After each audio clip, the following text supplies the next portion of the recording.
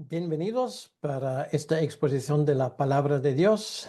Hoy seguimos en el capítulo 4 de la epístola a Timoteo, la primera epístola a Timoteo, y vamos a cubrir los versículos del 6 al 11. Primera de Timoteo, capítulo 4, versículos 6 al 11.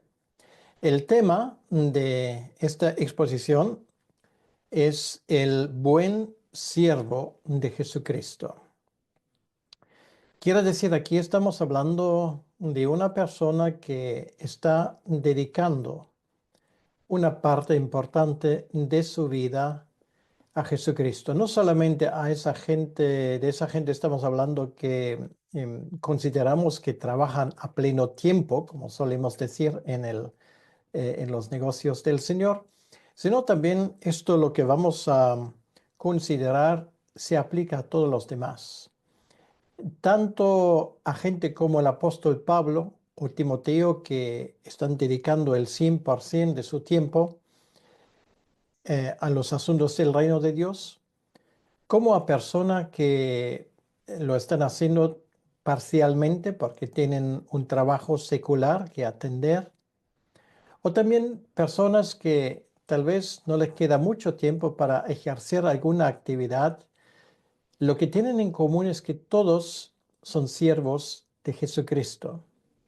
Y por lo tanto hay que tomar en cuenta algunas cosas que son fundamentales para que no nos equivoquemos a la hora de trabajar en el reino de Dios. Por lo tanto, me parece muy importante que nosotros tengamos una idea correcta. Y esto es exactamente lo que Pablo aquí nos quiere dar.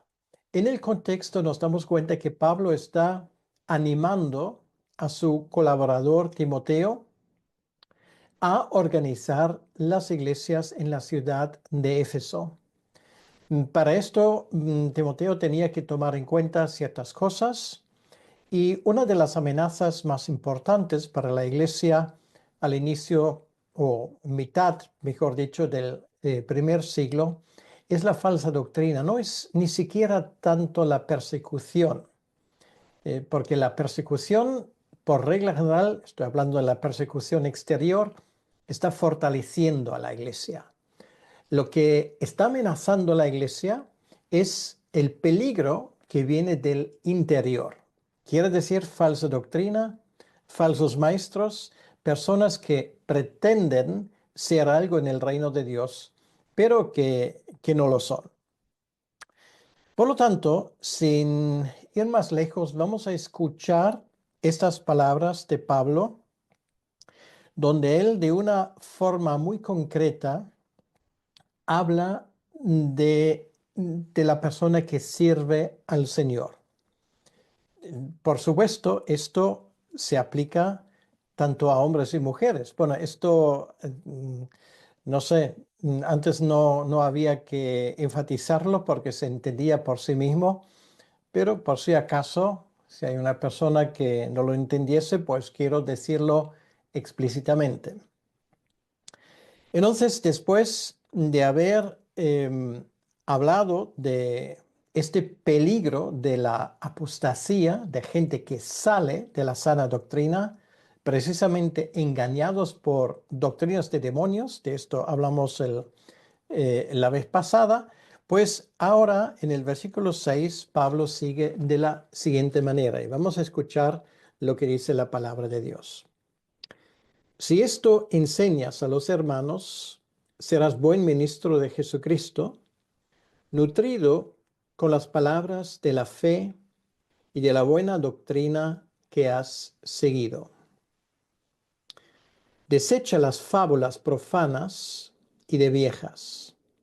Ejercítate para la piedad, porque el ejercicio corporal para poco es provechoso, pero la piedad para todo aprovecha, pues tiene promesa de esta vida presente y de la venidera. Palabra fiel es esta y digna de ser recibida por todos, que por esto mismo trabajamos y sufrimos, oprobios porque esperamos en el Dios viviente, que es el Salvador de todos los hombres, mayormente de los que creen. Esto manda y enseña. Hasta aquí la lectura de la palabra de Dios y vamos a tomarnos un tiempo para hablar con Dios. Señor, te damos las gracias que en este momento podemos abrir nuestra Biblia para seguir con nuestro estudio y te pedimos que estos versículos que tenemos por delante nos ayuden a entender bien lo que nos quieres enseñar. Señor, tú sabes mejor que nadie que vivimos en tiempos donde la vagancia doctrinal, donde el error de lo que se enseña está acampando a sus anchas en las iglesias tuyas. Señor, ayúdanos a tener una apreciación correcta de lo que es seguir fiel a tu palabra. Y esto en contra, si hace falta, de viento y marea. Ayúdanos, Señor, a poder apreciar lo que nos quieres decir. Te lo pedimos, Señor, en tu nombre, para tu honra y para tu gloria. Amén.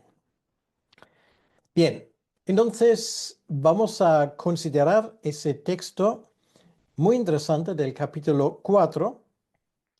Y lo primero que vamos a considerar en cuanto al buen siervo de Jesucristo em, es lo que dice aquí en el versículo 6. Dice, si esto enseñas a los hermanos, serás buen ministro de Dios. Bueno, ¿qué es esto? Esto obviamente se refiere a algo que se habló anteriormente y donde tenemos ese resumen tan excelente que tenemos al final del capítulo 3, em, que vimos en su momento que es un compendio teológico, un compendio de doctrina apostólica que habla de las cosas más elementales de nuestra fe. Quiero recordarte de las cosas que pone ahí en el versículo 16 del capítulo anterior.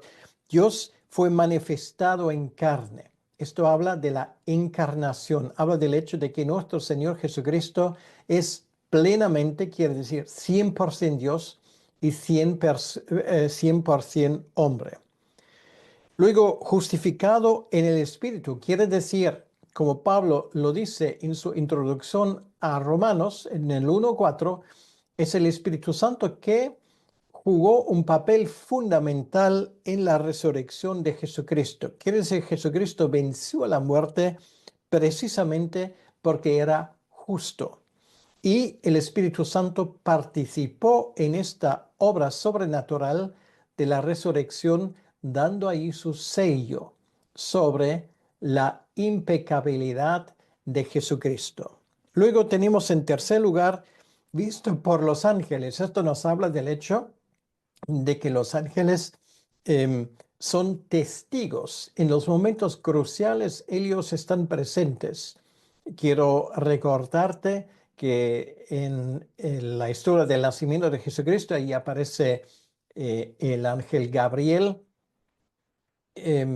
Un ángel aparece en el sueño de José, pero luego también un ángel le fortalece a nuestro Señor en el jardín de Getsemaní.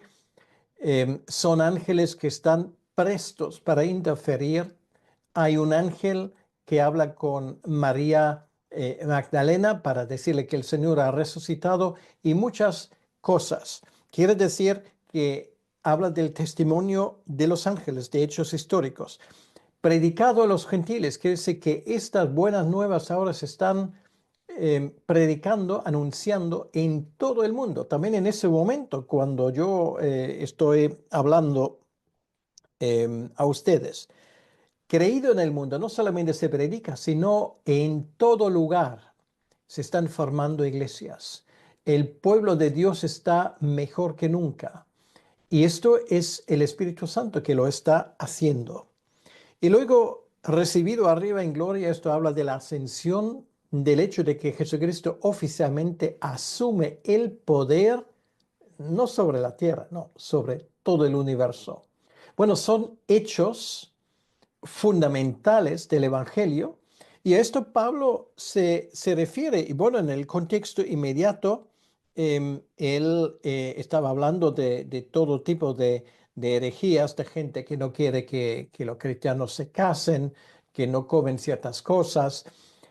Pablo dice, si esto enseñas, quiere decir lo que yo te he enseñado y lo que tenemos aquí, quiere decir la palabra de Dios revelado en el Antiguo y en el Nuevo Testamento, si esto lo enseñas a los hermanos, entonces serás buen ministro de Jesucristo.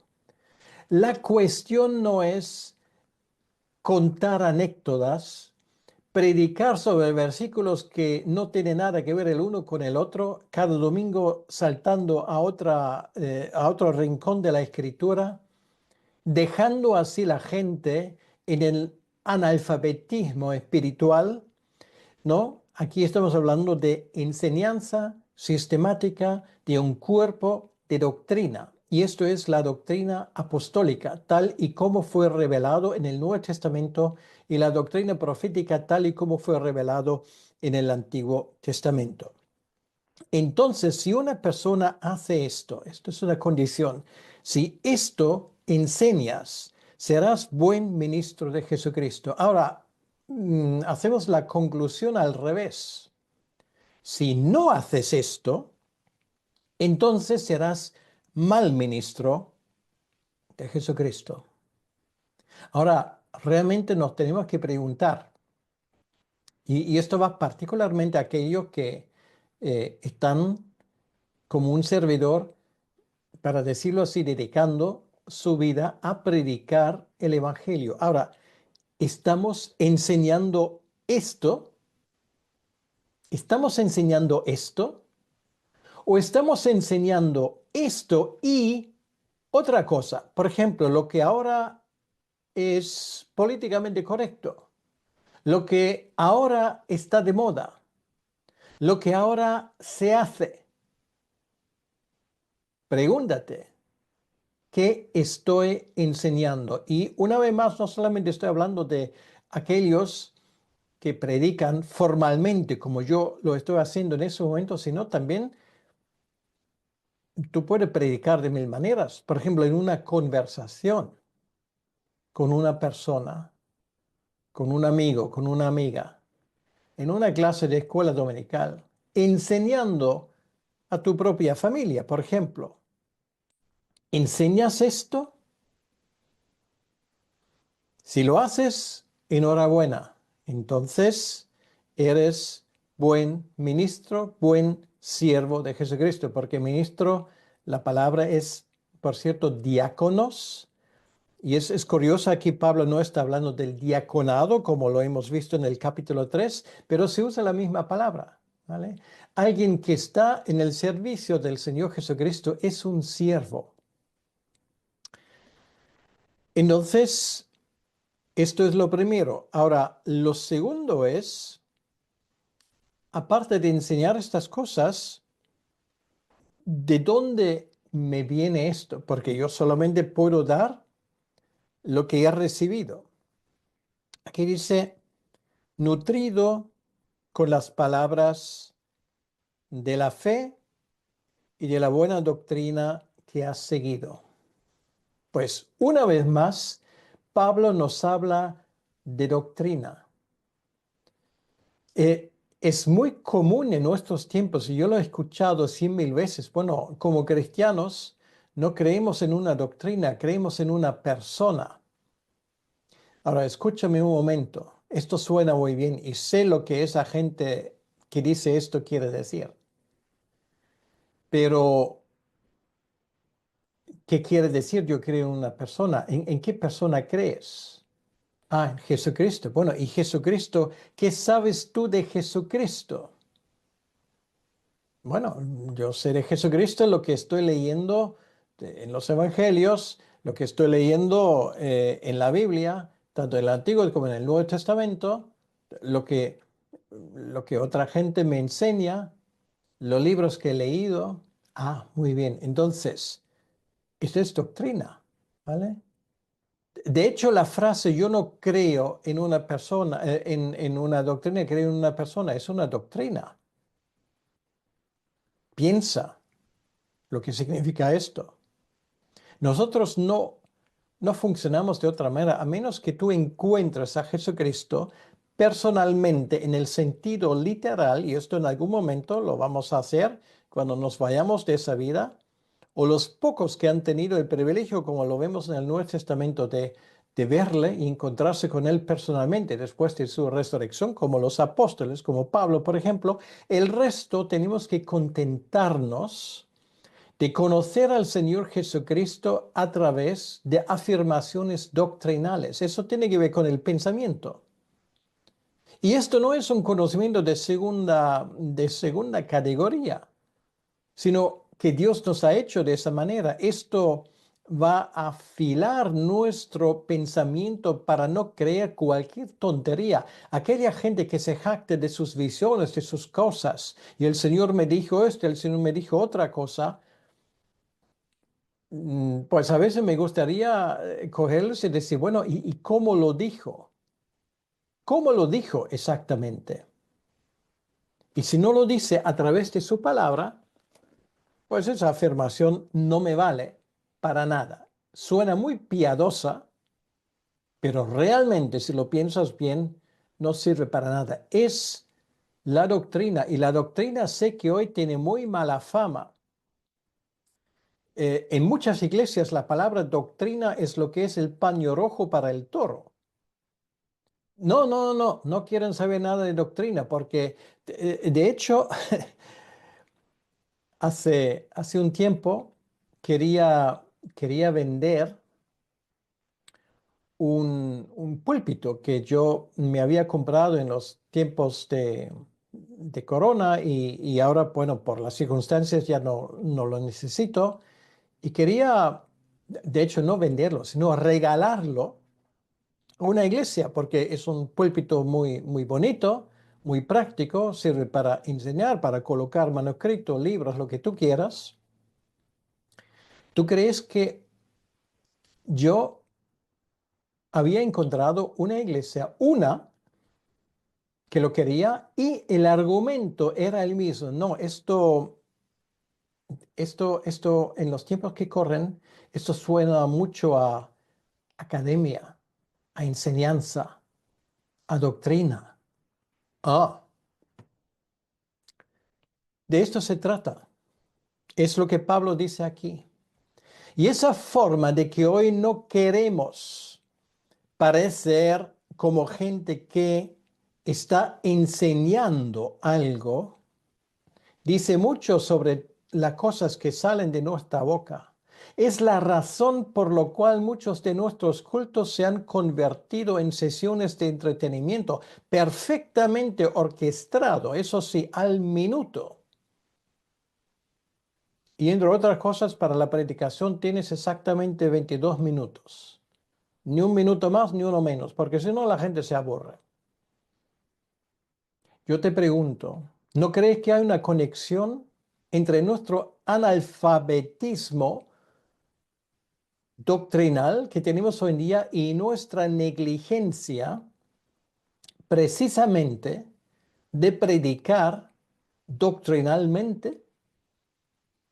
¿Cuánta gente lee hoy todavía libros que tienen que ver con un tema de la teología sistemática? ¿Cuántos cristianos conoces tú que alguna vez en su vida se ha leído una teología sistemática? Y ni siquiera digo de cierta categoría, una teología sistemática como tal. Y da igual si tuviera 1200 páginas o 200. ¿Cuánta gente conoces? ¿Tú has leído alguna vez una teología sistemática?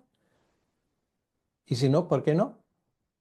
Ah, bueno, porque hay mucha información. Sí, vamos a ver. Si tú te preparas en tu profesión, no hay mucha información, no hay manuales que tienes que estudiar, no hay que preparación que tienes que asumir para desempeñar bien tus funciones. Esto vamos a hablar un poco más adelante.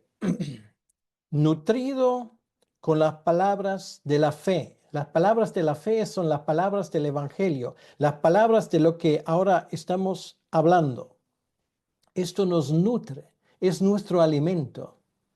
Ahora, si nosotros lo desechamos, lo tenemos poco, le damos poca importancia, pero ¿cómo crees tú que la iglesia del Señor, cómo crees tú que tú personalmente vas a salir adelante en la fe? Yo escucho tanta gente que dice, yo no lo entiendo, me falta el contexto, me falta esto, me falta el otro, me falta el tiempo, vale. Pues empezamos con el tiempo, entonces tómate el tiempo. Tienes tiempo para comer, tienes tiempo para dormir, tienes tiempo para muchas cosas, pero no tienes tiempo para nutrirte con las palabras de la fe, de la buena doctrina. Yo no estoy aquí para mostrar con el dedo a nadie. Esto es una cuestión entre tú y tu Señor, pero decide el asunto por ti mismo, a ver lo que te parece. Pero no solamente hay un aspecto positivo, porque tienes que formarte en tu fe. Tienes que formarte en las cosas que tú crees. Pero no solamente esto no es suficiente. También el texto nos habla de defensa. En el versículo 7 dice, desecha las fábulas profanas. Bueno, la palabra que se usa para fábula en griego original es la palabra de donde viene nuestra palabra mito. De hecho, Pablo está usando exactamente esas palabras. Desecha los mitos. ¿Qué es un mito? Un mito es un hecho glorificado pero falso, por lo menos parcialmente falso. ¿Cuántas cosas no hemos escuchado? Bueno, voy a empezar con el ejemplo más inofensivo, la Navidad. Sobre la Navidad hay tantos mitos. Por ejemplo, el mito de los tres reyes magos. Ni eran tres, ni eran reyes, ni eran magos, eran magoi, pero esto es otra cosa. El mito del mesonero sin piedad que relega a la Sagrada Familia a un cuarto asqueroso. ¿Qué tiene que ver esto con el texto? Nada, es un mito. Una familia pobre deambulando por ahí, refugiados, como se dice hoy, palestinos, por lo tanto, gente que debería tener todas nuestras simpatías. Todo esto se proyecta en María y José. ¿Qué tiene que ver esto con el texto? Nada, nada. Y he empezado con lo que es lo menos importante, tal vez. Yo no digo de otros mitos que nosotros creemos, por ejemplo, el mito que uno puede perder la salvación.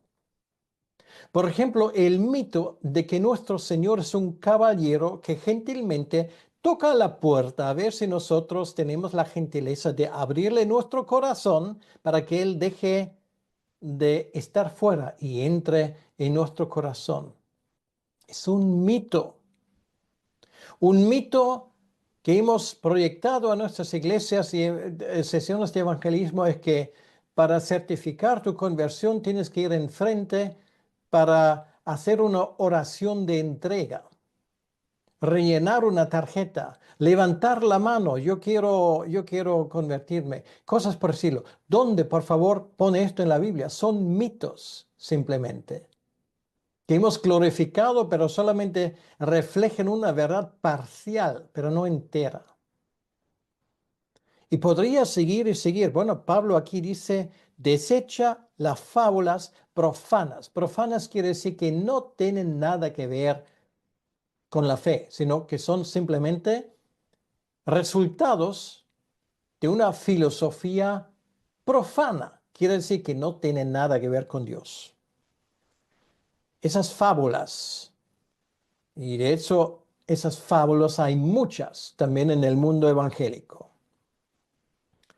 Aquí Pablo añade y de viejas. Bueno, no es un insulto hacia las personas viejas, sino esto es una expresión en el griego que aquí en la Reina Valera se traduce literalmente, pero estas fábulas profanas y de viejas quiere decir simplemente son historias que no tienen substancia, chismoreo, ¿vale? Chismoreo doctrinal. Ahora, ¿qué hay que hacer con esto?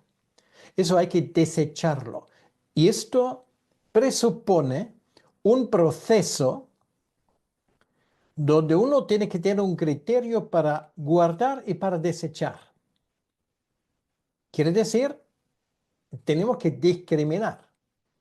Tenemos que hacer una diferencia. Hay cosas que sí, que voy a creer y hay otros que no. Esto se llama apología de la fe. Es una parte importante de nuestro ministerio. No solamente tenemos que afirmar lo que es, sino también rechazar lo que no es. Y ahí tenemos un problema hoy en día porque queremos ser tan amables, no queremos meternos con nadie y aún mucho menos los que nos pagan el salario. Por lo tanto, nos callamos el pico cuando la cosa realmente se pone caliente. Esto no es lo que Pablo está enseñando. Pablo habla de criterios claros, de cosas que son y de cosas que no son. Y te voy a decir una cosa, si tú no tienes la libertad de desechar lo que no es porque tienes que temer a ciertas personas, estás vendido al mejor postor. Piénsalo. Si no tienes la libertad de llamar al pan pan y al vino vino, no estás libre. Y desde luego no estás sirviendo a tu Señor. Estarás sirviendo a otro Señor. Desecha las fábulas profanas y de viejas que es la cosa que no tienen importancia. Y ahora viene algo que es muy interesante. Dice, ejercítate, perdón, para la piedad. Y de nuevo Pablo está usando una palabra en el original griego. Bueno, normalmente no le quiero marear demasiado con vocabulario griego, pero eso lo van a entender perfectamente. Cuando él dice ejercítate para la piedad, él usa una palabra del cual viene nuestra palabra gimnasia o gimnasio, lo que muchos de nosotros estamos haciendo. De hecho, bueno, dicho sea de paso, yo mismo me he apuntado a un gimnasio este año, ¿vale? Para intentar ponerme un poco en forma. No voy a correr en las Olimpiadas, pero por lo menos más o menos mantener lo que tengo y tal vez mejorar un poco. Pero esto aparte. De esto Pablo está hablando. Ejercízate quiere decir ponte en forma para la piedad. Bueno, si tú vas a un gimnasio, bueno, a menos que tu intención es ir allí y empezar a charlar con todo el mundo y luego salir, sino que, bueno, vas a hacer el recorrido, vas a trabajar con las máquinas, vas a ponerte en la cinta y vas a correr y vas a remar y todas esas cosas. A ver, ¿a ti te hace gracia esto? Pues no lo sé tú, pero a mí no hace ni pizca de gracia, ¿vale? Si yo escojo, es lo último que voy a escoger. No me gusta, pero el ejercicio precisamente es hacer algo que no necesariamente nos gusta, es entrenarnos. Y entrenamiento cuesta sudor, cuesta esfuerzo. Y es precisamente ese sudor y ese esfuerzo que cuando llegamos a cosas espirituales, tantas veces nos falta por completo, de la misma manera como nos ponemos como una bola simplemente porque no nos da la real gana de movernos un poco. Ahora, ¿quién tiene la culpa? Pues la culpa la tienes tú. ¿Por qué? Porque no tienes disciplina. Y una vez más, no estoy aquí para que nadie se sienta mal. Estoy constatando hechos.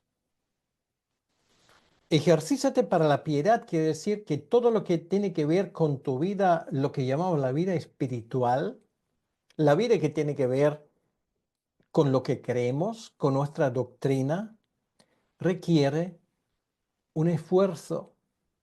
Requiere un esfuerzo. A veces hay que leer libros, a veces hay que escuchar em, ponencias y cosas, a veces hay que averiguar, a ver esto qué quiere decir. Eso también puede significar si, bueno, no todo el mundo tiene esa posibilidad, pero si tienes que hacerte con una Biblia de estudio que te cuesta mucho dinero, pues es el sacrificio que vas a tener que hacer. Porque hay mucha gente que le gustaría mucho comprarse una Biblia de estudio, pero ni siquiera tiene la posibilidad de hacerlo. Ejercitarse en la fe quiere decir que hacer un esfuerzo realmente de entender. Dios te ha dado un cerebro para que lo uses. Ejercítate para la piedad. ¿Y por qué? Y ahora Pablo hace una comparación que es muy interesante, que también como muchas de las cosas que él dice se ha malentendido, porque el ejercicio corporal para poco es provechoso. Ojo, la expresión que Pablo usa aquí para poco no quiere decir no sirve para nada. Por en primer lugar no dice para nada.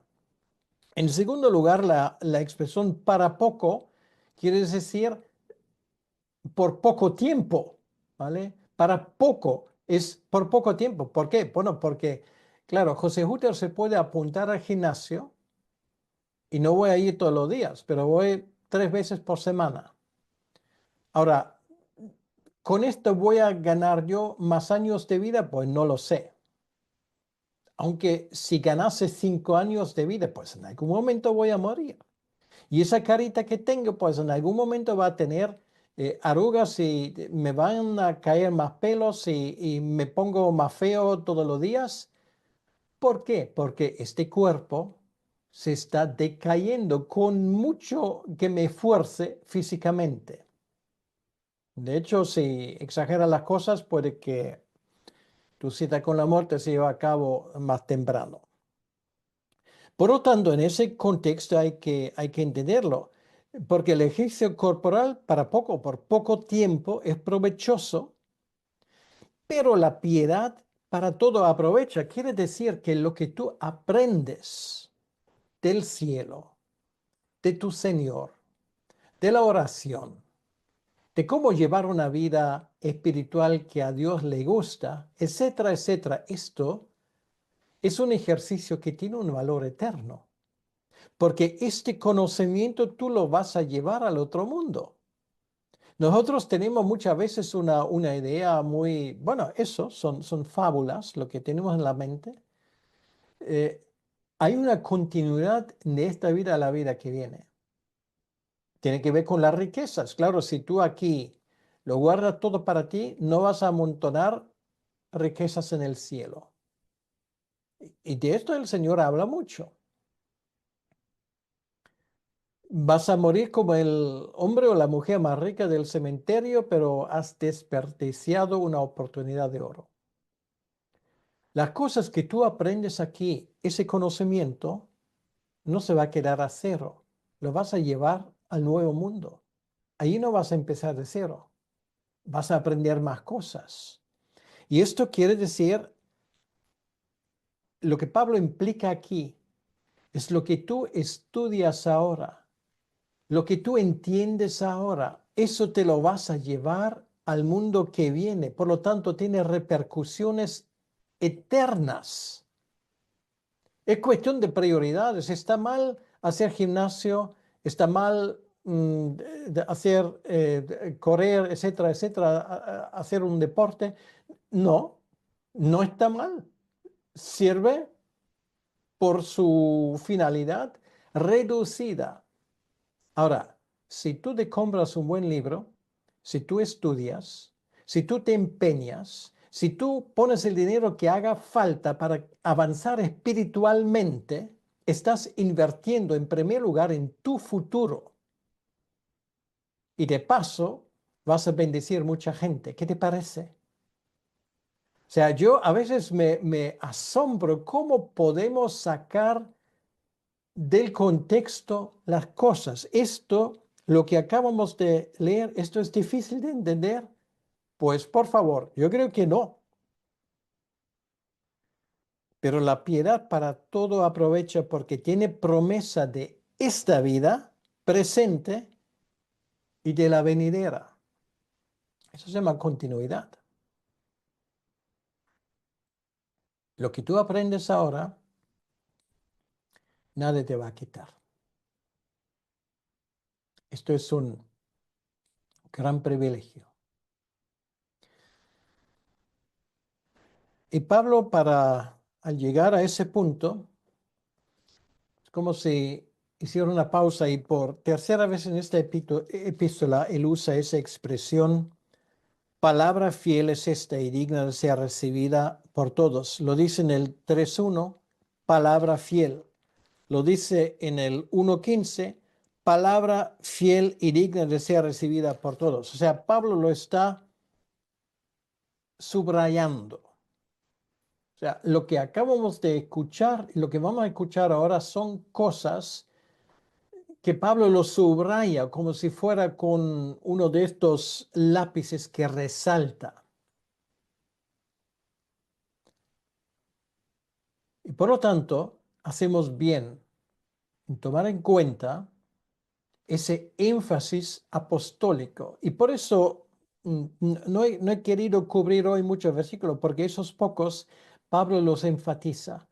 Y una vez más, la doctrina es importante. El ejercicio espiritual, quiere decir el formarte en esas cosas del Señor, es tan importante en tu vida y en la vida espiritual de tu familia.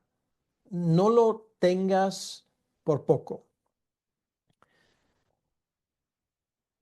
Y por eso Pablo dice que por esto mismo trabajamos y sufrimos oprobio. Quiere decir que las consecuencias de todo esto son dobles. Trabajo se usa aquí en ese contexto. Bueno, la palabra en el original es una palabra que habla de, es más que trabajo, es luchar, ¿vale? Por esto mismo luchamos. Esto es un esfuerzo tremendo. Por eso esas cosas para nosotros tienen importancia. Y esto es el alimento que nos ayuda a seguir adelante en nuestro ministerio, no el aplauso de los demás. Es saber que lo que estoy haciendo tiene mucho sentido y vale la pena. Por esto mismo trabajamos y sufrimos oprobios. ¿Tú crees que hacer lo que Pablo aquí menciona te va a traer una vida fácil, feliz, que todo va a ir viento en popa, que todos los problemas los vas a quitar de en medio así con un movimiento de dedo y aquí no ha pasado nada? Pablo no está hablando de esto. Mira la propia vida de Pablo. Sufrimientos, aquí él dice, sufrimos oprobios. Esto significa en muchos casos un, el hecho de que el viento te va a correr en la frente, realmente. La palabra sufrir oprobio, y ahora termino con mi serie de palabras griegas, es la palabra donde nuestra palabra agonía. Una persona que está agonizando está a punto de perder la vida. Sufrimos oprobios, estamos agonizando. Una vida así no es una vida fácil, ni muchísimo menos. Pero es una vida que vale la pena. Ahí está la diferencia. Porque yo no quiero morir en una cama de rosas. Yo quiero morir con las botas puestas, si el Señor lo permite. Yo quiero luchar esa lucha. Yo quiero enfrentarme a los desafíos que me vienen enfrente con la ayuda del Señor. y esto va a desgastar mi cuerpo, mis energías, el Señor lo va renovando en su medida, pero finalmente viene el momento cuando estas pilas dentro de la voluntad del Señor se habrán desgastado. Una vida así vale la pena realmente. Por eso sufrimos oprobios, estamos agonizando. ¿Por qué? Porque esperamos en el Dios viviente. No esperamos en un programa de un partido político, en una filosofía, en unas ideas muy bonitas. Estamos esperando en el Dios viviente, que es el Salvador de este mundo. Pablo dice de todos los hombres. Bueno, otra vez aquí tenemos un versículo que algunos se han enrollado.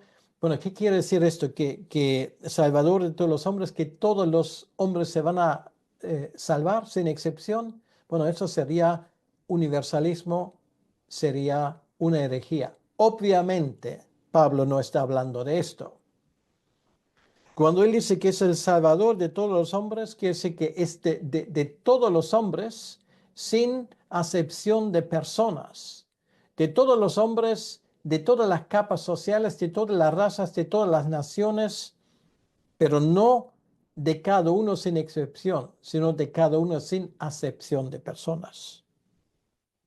Y Pablo lo dice claramente.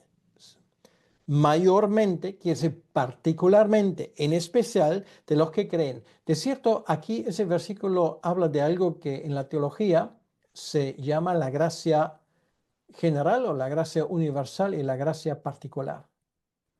Sí, Jesucristo es el Salvador de todos los hombres en el sentido que a todos los hombres, y esto sin excepción, les beneficia la predicación del Evangelio. En un entorno donde se respeta, se predica, se aplica la ley de Dios, es un beneficio para todo el mundo.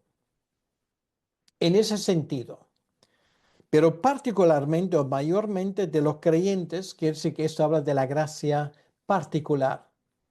Eso es cuando Dios escoge su pueblo. Y Pablo en esto está muy claro, no hay que inventarse absolutamente nada. Eso de todos los hombres lo tuvimos, por cierto, en el capítulo 2, versículo 1. Ya lo expliqué allí, exhorta ante todo que se hagan rogativos, oraciones, peticiones y acciones de gracia por todos los hombres. Claro, no son todos los hombres sin excepción. Y lo que tenemos aquí es una muy bonita explicación de la gracia general y la gracia particular. Y Pablo termina en el versículo 11 con esas palabras: esto manda y enseña. Es muy interesante, lo estoy mirando aquí cuando Pablo en el texto original dice esto manda, esto habla de un mandamiento, de una orden que viene de alguien que tiene autoridad. Quiere decir, esas cosas no son opcionales. No sé si alguien de los que me escucha pues está enfrente a una iglesia. Déjame decirte una cosa, esto no es una opción para tu iglesia,